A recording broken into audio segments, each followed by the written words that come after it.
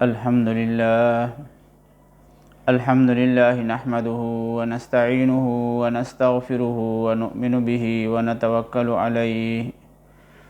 ونعوذ بالله من شرور أنفسنا ومن سيئات أعمالنا من يهده الله فلا مضل له ومن يضلله فلا هادي له وأشهد أن لا إله إلا الله وحده لا شريك له وأشهد أن سيدنا وسندنا وشفيعنا ونبينا محمدا عبده ورسوله صلى الله تعالى عليه وعلى آله وأصحابه وبارك وسلم تسليما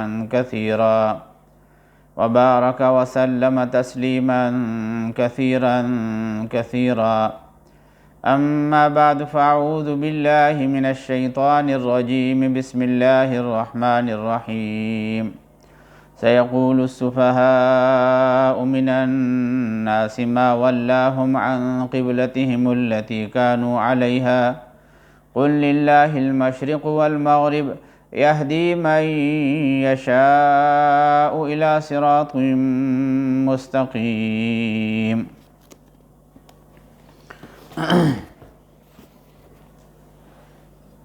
سيقول السفهاء اب یہ بے وقوف لوگ کہیں گے من الناس بے وقوف لوگ کہیں گے ما ولاہم آخر کیا چیز ہے کہ رخ پھیرنے پر آمادہ کر دیا مسلمانوں کو عن قبلتہم التی ان کے اس قبلہ سے التی کانوا علیہا جس کی طرف وہ منہ کرتے چلے آ رہے تھے قل کہہ دیجئے اے پیغمبر خدا صلی اللہ علیہ وسلم للہ المشرق والمغرب اللہ ہی کی ہیں سب مشرق اور مغرب یہدی من یشاء وہ ہدایت کر دیتا ہے جس کو چاہتا ہے الی صراط مستقیم سیدھی راہ کی یہ دوسرے پارے کی پہلی آیت ہے اور سورہ بقرہ کی آیت نمبر 142 ہے۔ کل میں نے عرض کیا تھا کہ اللہ تبارک و تعالی نے یہ جو مشرکین مکہ تھے اور یہود و نصارہ تھے ان کے رسالت کے اوپر اور سرکار دو عالم صلی اللہ علیہ وسلم کے اوپر کچھ شبہات اور اعتراضات تھے۔ اللہ تبارک و تعالی نے ان کے اعتراضات کو بھی نقل کیا ہے اور اس کے ساتھ ساتھ اس کا جواب بھی دیا ہے۔ سب سے پہلا جو ہے ان کا شبہ اور اعتراض آپ صلی اللہ علیہ وسلم کے اوپر یہ تھا کہ آپ مکۃ المکرمہ میں بیت اللہ شریف کی طرف رخ کر کے نماز ادا کرتے تھے اور جب آپ مدینہ طیبہ ہجرت فرما گئے تو وہاں پہ آپ کو حکم ملا کہ بیت المقدس کی طرف رخ کر کے نماز ادا کریں۔ تقریباً 16 مہینے تک آپ صلی اللہ علیہ وسلم بیت المقدس کی طرف ہی رخ کر کے نماز ادا کرتے رہے۔ اس کے بعد دوبارہ حق تعالی شانہ نے بیت اللہ شریف کی طرف رخ کر کے آپ کو نماز پڑھنے اور ادا کرنے کا حکم دیا۔ آیت نمبر 44 کے اندر یہ بات آ رہی ہے۔ تو یہاں پہ جو یہود و نصارہ تھے اور مشرکین عرب تھے بلکہ یہود انہوں نے یہ اعتراض کرنا شروع کر دیا کہ سارے انبیاء بیت المقدس کی طرف رخ کر کے نماز پڑھتے تھے اور یہ بھی ایک وقت تک بیت المقدس کی طرف رخ کر کے نماز پڑھتے آ رہے تھے،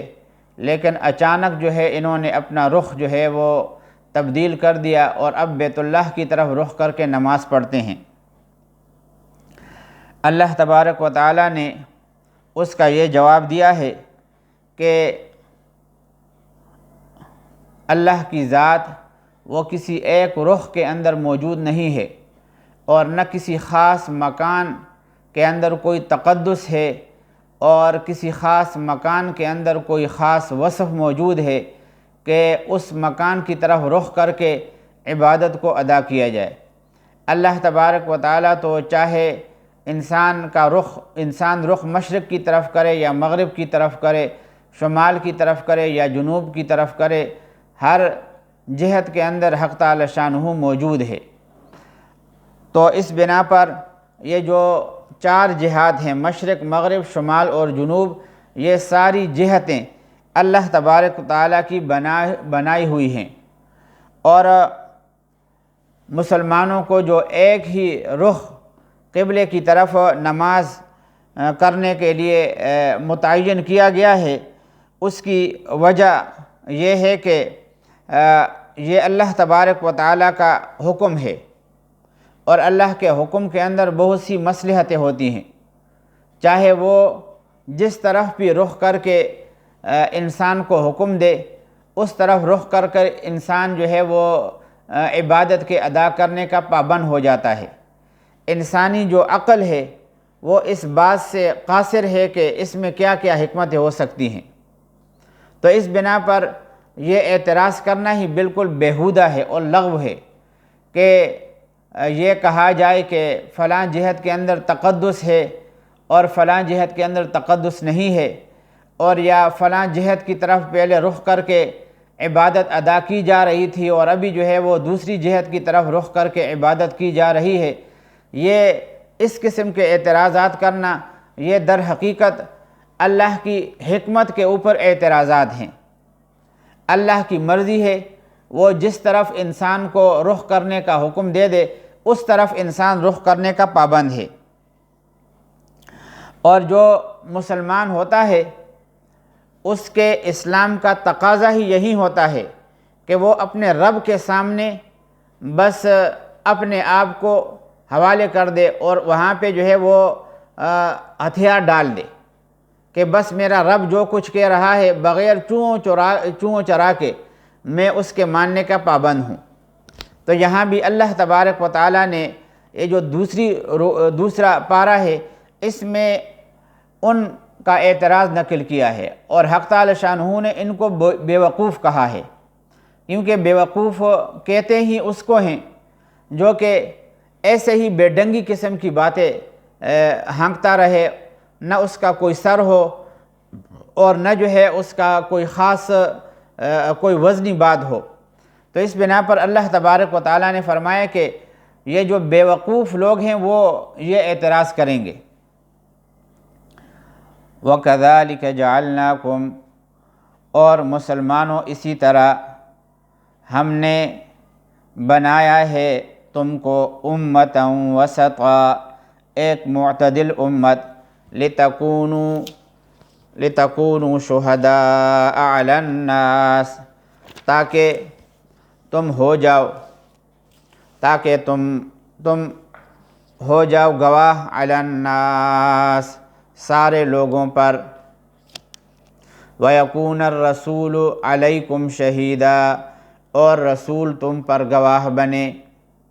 وَمَا جَعَلْنَا الْقِبْلَةَ الَّتِي كُنْتَ عَلَيْهَا، اور نہیں مقرر کیا تھا ہم نے الَّتِي كُنْتَ عَلَيْهَا، جس پر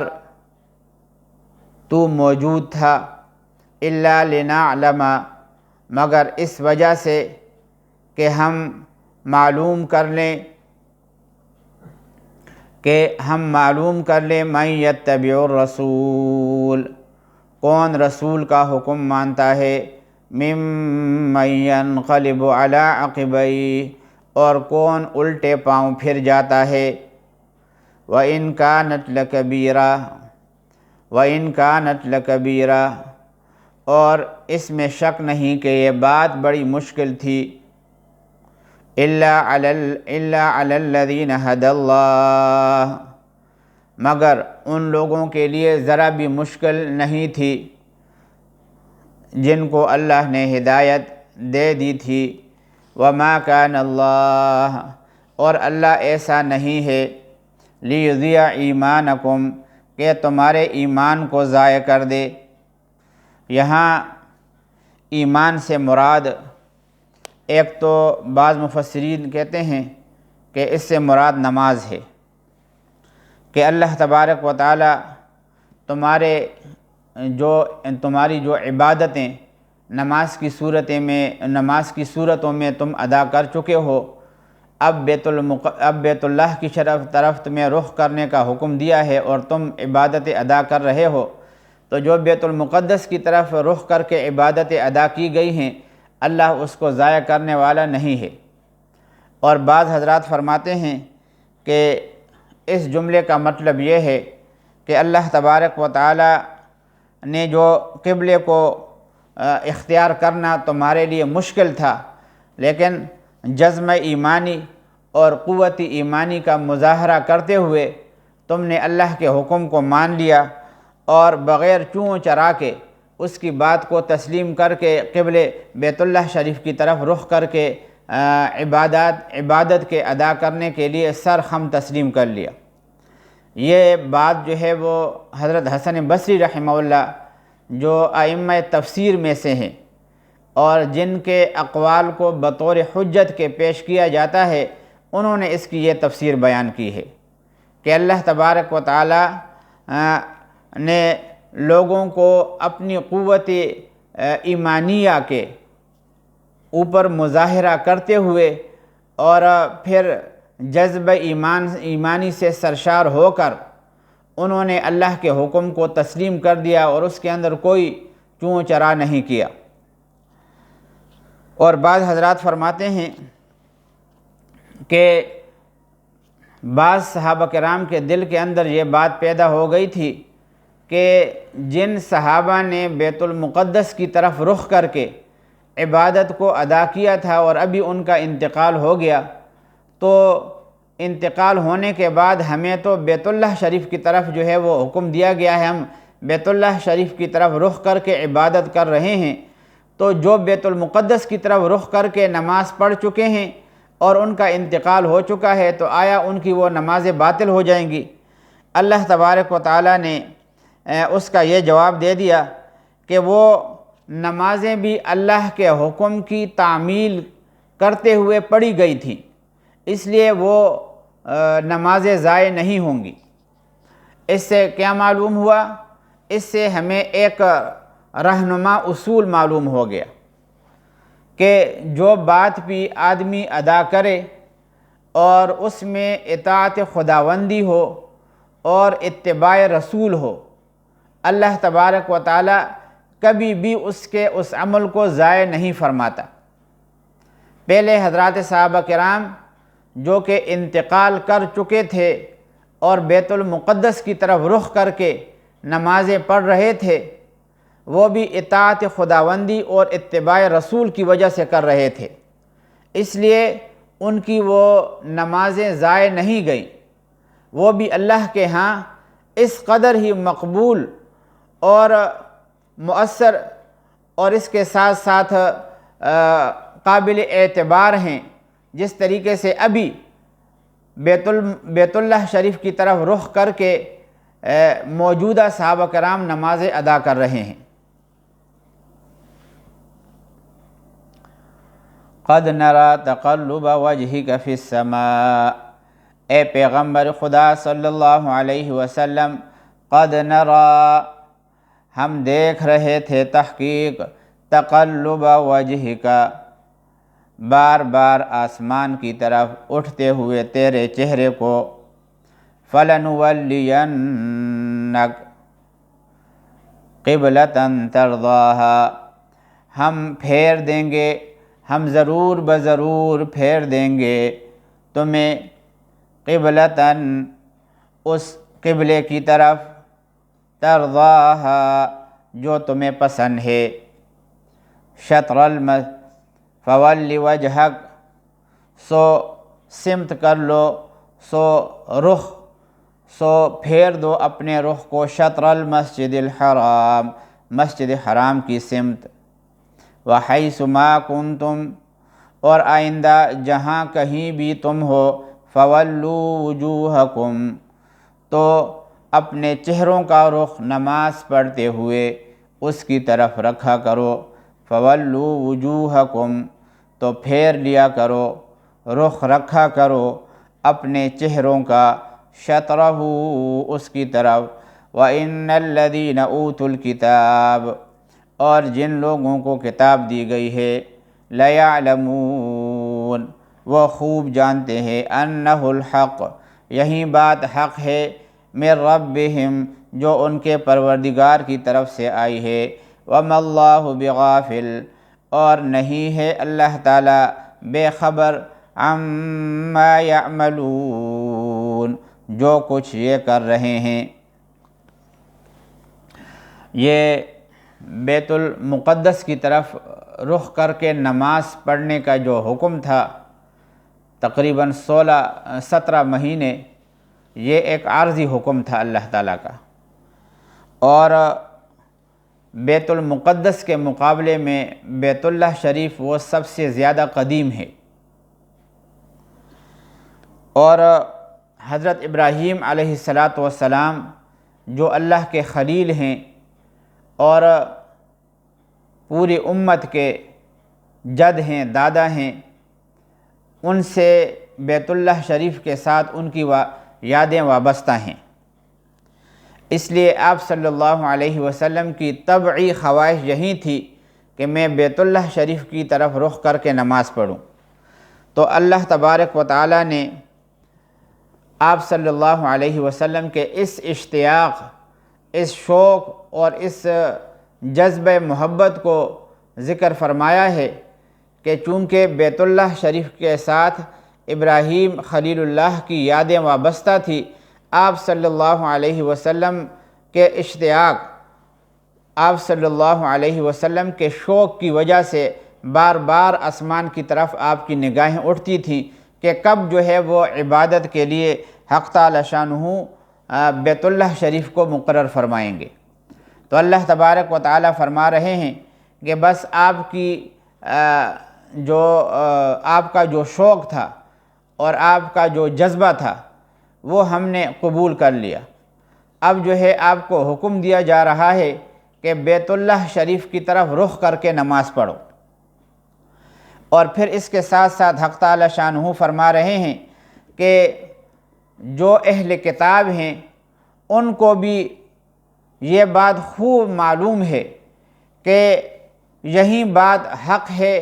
اور ان کے پروردگار کی طرف سے آئی ہے۔ وَلَئِنْ أَتَيْتَ الَّذِينَ أُوتُوا الْكِتَابَ، اور جن لوگوں کو کتاب دی گئی تھی، بِكُلِّ آیَةٍ مَا تَبِعُوا، اگر آپ لے آئیں، وَلَئِنْ أَتَيْتَ، اور اگر آپ لے آئیں، الَّذِينَ أُوتُوا الْكِتَابَ، جن لوگوں کو کتاب دی گئی تھی، بِكُلِّ آیَةٍ مَا تَبِعُوا، ہر قسم کی نشانیاں، مَا تَبِعُوا قِبْلَتَک، تب بھی وہ تمہارے قبلے کی پیروی نہیں کریں گے، وَمَا أَنْتَ بِتَابِعٍ قِبْلَتَهُمْ، اور نہ تم عمل کرنے والے ہو ان کے قبلے پر، وَمَا بَعْضُهُمْ بِتَابِعٍ قِبْلَةَ بَعْضٍ، اور نہ یہ ایک دوسرے کے قبلے پر عمل کرنے والے ہیں۔ وَلَئِنِ اتَّبَعْتَ أَهْوَاءَهُمْ مِن بَعْدِ مَا جَاءَكَ مِنَ الْعِلْمِ، وَلَئِنِ اتَّبَعْتَ، اور اگر آپ نے پیروی کر لی، اہواءہم، ان کی خواہشات کی، من بعد ما جاءک من العلم، جو علم تمہارے پاس آ چکا ہے، انک اذا لمن الظالمین، تو اس صورت میں یقیناً تمہارا شمار ظالموں میں ہوگا۔ الذین آتیناہم الکتاب، جن لوگوں کو ہم نے کتاب دی ہے، یعرفونہ کما یعرفون ابناءہم، یعرفونہ وہ جانتے ہیں اس کو اچھی طرح، پہچانتے ہیں اس کو اچھی طرح، کما یعرفون ابناءہم جیسے اپنے بیٹوں کو پہچانتے ہیں۔ وَإِنَّ فَرِيقًا مِّنْهُمْ اور یقیناً ان میں سے کچھ لوگوں نے لَيَكْتُمُونَ الْحَقَّ وَهُمْ يَعْلَمُونَ جان بوجھ کر چھپا کر رکھا ہے حق کو، وَهُمْ يَعْلَمُونَ اور وہ جانتے بھی تھے۔ وَإِنَّ فَرِيقًا مِّنْهُمْ اور یقین جانو ان میں سے کچھ لوگوں نے لَيَكْتُمُونَ الْحَقَّ حق کو چھپا کر رکھا ہے، وَهُمْ يَعْلَمُونَ جان بوجھ کر۔ الحق من ربک حق وہی ہے جو تمہارے پروردگار کی طرف سے آیا ہے۔ فَلَا تَكُونَنَّ مِنَ الْمُمْتَرِينَ لہذا شک کرنے والوں میں ہرگز شامل نہ ہو جانا۔